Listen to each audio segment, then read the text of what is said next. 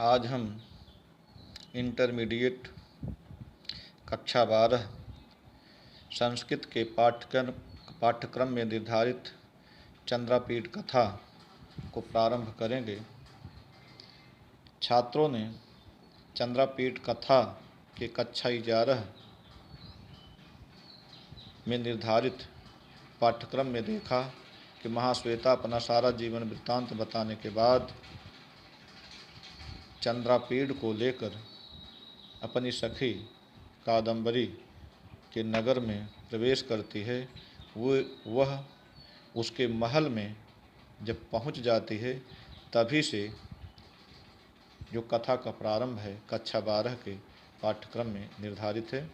छात्र गद्यांश को देखें।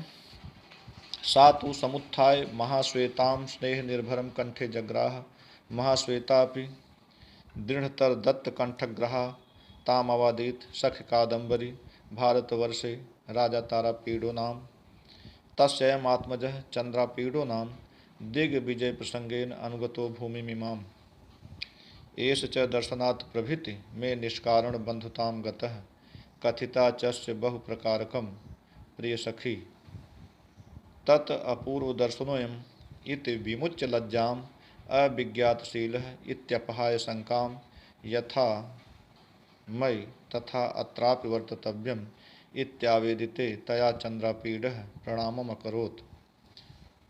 कादम्बर्यपि स विभ्रमकृत प्रणामः महाश्वेतया सह पर्यङ्के निस्साद स संभ्रमं पर्जनोपनीतायां हेमपादाङ्कितायां पीठिकायां चंद्रापीडः समुपाविशत्। पर्जनोपनीतेन सलिलेन कादम्बरी स्वयं उत्थाय महाश्वेतायाः चरणौ प्रक्षाल्य उत्तरीयां सुखेन अपमृज्य पुनः पर्यङ्कमारुरोह। चंद्रापीडस्यपि कादम्बर्याः सखी मदलेखा प्रक्षालितवती चरणौ। छात्र अनुवाद सहित गद्यांश की व्याख्या देखें। सातु वह कादम्बरी जब महाश्वेता चंद्रापीठ के साथ कादम्बरी के महल में पहुंचती है तब सा वह कादम्बरी समुत्थाय उठकर महाश्वेतां स्नेह निर्भरम कंठे जग्राह महाश्वेता को प्रेम से पूर्ण होते हुए कंठे जग्राह माने गले लगा लिया। महाश्वेता ने भी दृढ़तर कंठग्रहा कादम्बरी को कस कर गले लगाते हुए ताम अवादीत उस कादम्बरी से अवादीत माने बोली सखी कादम्बरी हे सखी कादम्बरी भारते वर्षे राजा तारापीडो नाम भारतवर्ष में तारापीड नाम के राजा हैं। बताती है कि भारतवर्ष में एक तारापीड नाम के राजा हैं। तस्ययम् आत्मजः चंद्रापीडो नाम उन्हीं के ये पुत्र चंद्रापीड हैं जो दिग्विजय प्रसंग के राजकुमार बनने के बाद युवराज बनने के बाद दिग्विजय के प्रसंग में पहले जब कोई युवराज बनता था तो जो राजा होता था उसे सभी दिशाओं को विजय अभियान चलाने के लिए कहता था। तो उसी प्रसंग में उत्तर दिशा को जीतने के लिए चंद्रापीड ने दिग्विजय का अभियान चलाया है। तो दिग्विजय के प्रसंग में महाश्वेता बताती है कि उत्तर दिशा के दिग्विजय के प्रसंग में ये चंद्रापीड इमाम भूमि अनुगत है इस भूमि तक पहुँचे हैं। एष च दर्शनात् प्रभृति में निष्कारण बंधुताम गता है ये जब से मैंने इनको देखा है तभी से मैं निष्कारण बंधुताम गता है ये मेरे बंधु हो गए हैं भाई जैसे हो गए हैं। कथिता च बहु प्रकारकम प्रिय सखी मैंने प्रिय सखी अर्थात तुम्हारे विषय में इनसे ढेर सारी बातें बतला दी हैं। तत् अपूर्व दर्शनोऽयम् इसलिए तुमने इनको पहले नहीं देखा है।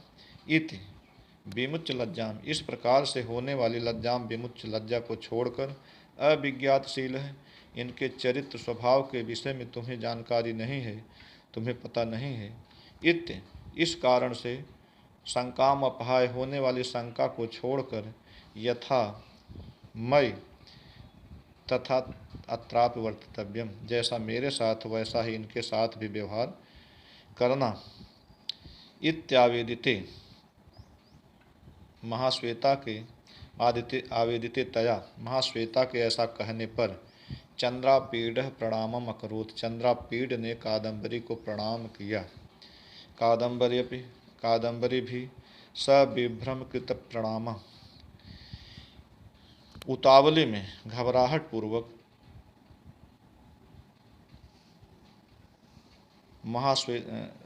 कृत प्रणाम करती हुई चंद्रापीठ को प्रणाम करके महाश्वेतया सह महाश्वेता के साथ पर्यंके निषसाद पलंग पर चढ़ गई।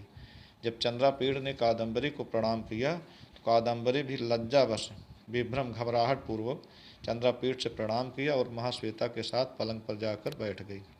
संभ्रमम परिजनोपनीतायाम शीघ्रतापूर्वक परिजनों सेवकों के द्वारा नौकरों के द्वारा उपनीतायाम माने लाए गए हेम पादांकितायाम हेम माने सोना हेम पादांकितायाम हेम स्वर्ण जटित पाँव वाले पैर वाले पीठिकायाम पीठिका पर छोटे आसन पर पिढ़ाने पर चंद्रापीड समुपाविशत चंद्रापीड बैठ गया। परिजनोपनीतेन सलिलेन नौकरों के द्वारा सेवकों के द्वारा लाए गए जल से कादंबरी स्वयं उत्थाय कादंबरी ने स्वयं उठकर महाश्वेता या चरणों प्रक्षाल्य महाश्वेता के पैरों को पोंछकर उत्तरीयां सुकेन अपमृज दुपट्टे से पोंछकर पुनः पर्यंकम आरोह फिर पलंग पर चढ़ गई।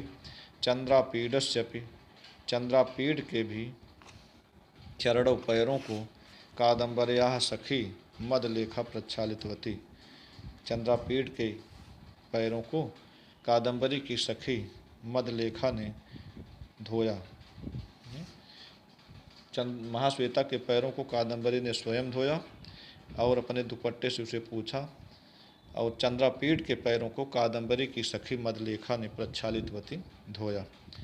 छात्र इस गद्यांश के अर्थ को एक बार सरसरी तौर पर और देखें। सातु वह कादंबरी समुत्थाय उठकर महाश्वेताम स्नेह निर्भरम कंठे जग्राह प्रेम पूर्ण होते हुए महाश्वेता को गले लगा लिया। महाश्वेता भी दृढ़तर दत्त कंठग्राह कादंबरी को कस कर गले लगाते हुए ताम अवादित उस कादंबरी से बोली। सख कादंबरी हे साखी कादंबरी भारते वर्षे राजा तारापीडो नाम भारतवर्ष में तारापीड नाम के राजा हैं। तस्ययम आत्मजः चंद्रापीडो नाम उन्हीं के ये पुत्र चंद्रापीड हैं जो दिग्विजय के प्रसंग में अनुगतो इमाम भूमि में इस भूमि तक यहाँ तक पहुँचे हैं। एस च दर्शनात् प्रभृति ये जब से मैंने इनको देखा है तभी से मैं निष्कारण बंधुताम गदह है अनायास ही मेरे बंध हो गए बिना किसी प्रयोजन के मेरे भाई जैसे हो गए हैं। कथिता चस्य बहु प्रकार कम प्रिय सखी मैंने प्रिय सखी अर्थात तुम्हारे विषय में से ढेर सारी बातें बता दी हैं। तत् अपूर्व दर्शनोयम इसलिए पहले तुमने उनको नहीं देखा है। इस प्रकार से होने वाली विमुच लज्जाम विमुच लज्जा को छोड़कर अविज्ञातशील तुम इनके स्वभाव चरित्र के विषय में नहीं जानती। इस कारण से होने वाली शंकाम अपहाय शंका को छोड़कर यथा मई जैसा मेरे साथ तथा अत्रापि वर्तव्यम ऐसा उनके साथ भी व्यवहार करना। इत्यावेदित तया महाश्वेता के ऐसा कहने पर चंद्रापीड प्रणामम अकरोत् चंद्रापीड ने कादंबरी को प्रणाम किया। कादंबरी भी सविभ्रमकृत प्रणाम उतावली के साथ प्रणाम करती हुई महाश्वेतया सह पर्यंके निस्ताद महाश्वेता के साथ पलंग पर बैठ गई। संभ्रमम शीघ्रतापूर्वक परिजनोपनीतायाम सेवकों के द्वारा लाए गए हेम पादांकितायाम पीठिकायाम स्वर्ण जटित पाँव वाले पीठिकायाम छोटे आसन पर पिढ़ाने पर चंद्रापीड समुपाविशत चंद्रापीड भी बैठ गया। परिजनोपनीतेन सलिलेन सेवकों के द्वारा लाए गए जल से कादंबरी स्वयं उत्थाय कादंबरी स्वयं उठकर महाश्वेता या चरणों प्रक्षाल्य महाश्वेता के पैरों को पोंछकर उत्तरीय सुकेन मृज दुपट्टे से पोंछकर पुनः पर्यंकम आरोह फिर पलंग पर चढ़ गई। चंद्रापीडस्यपि कादंबर्याः सखी मदलेखा प्रक्षालितवती चरणों चंद्रापीड के चरणों पैरों को कादम्बर्या सखी कादम्बरी की सखी मदलेखा ने प्रक्षालितवती माने धोया। छात्र अब इस गद्यांश के अंतर्गत आने वाले परीक्षोपयोगी परीक्षा में जो प्रश्न पूछे जाते हैं उसको देखें। जैसे इस गद्यांश से प्रश्न पूछा जाता है परीक्षा में, अयम गद्यांशः कस्मात् ग्रंथात्, जैसे इसमें रहेगा सातु समुत्थाय से लेकर मदलेखा प्रक्षालितवती चरणों। इस गद्यांश के अंतर्गत परीक्षा में पूछे जाने वाले प्रश्न इस प्रकार से हैं।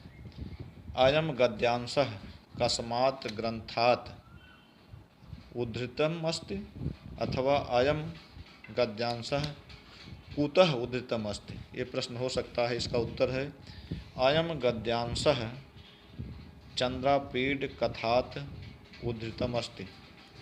दूसरा प्रश्न है का महाश्वेताम स्नेह निर्भरम कंठे जग्राह, किसने महाश्वेता को प्रेम पूर्ण होते हुए गले लगाया। इसका उत्तर है कादम्बरी महाश्वेताम स्नेह निर्भरम कंठे जग्राह। फिर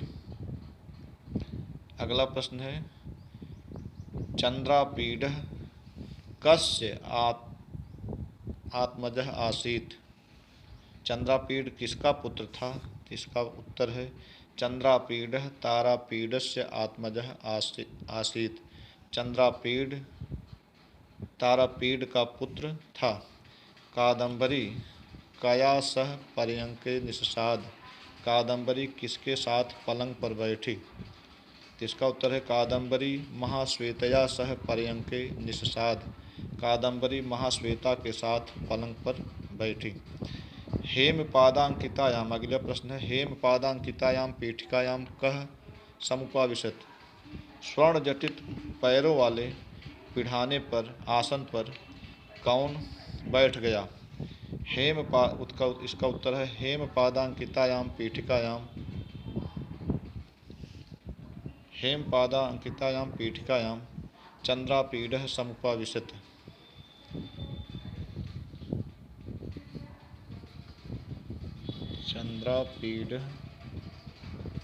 चंद्रापीडः समुपाविशत। अगले प्रश्न है महाश्वेतायाः चरणों का प्रक्षालितवती, महाश्वेता के पैरों को कौन धोया। महाश्वेतायाः चरणों का प्रक्षालितवती, महाश्वेता के पैरों को कौन धोया। इसका उत्तर है महाश्वेतायाः चरणों कादम्बरी प्रक्षालितवती, महाश्वेता के पैरों को कादम्बरी ने धोया। चंद्रापीडस्य चरणों का प्रक्षालितवती, चंद्रापीड के पैरों को कौन धोया। तो इसका उत्तर है चंद्रापीडस्य चरणों मदलेखा प्रक्षालितवती, चंद्रापीड के पैरों को मदलेखा ने धोया।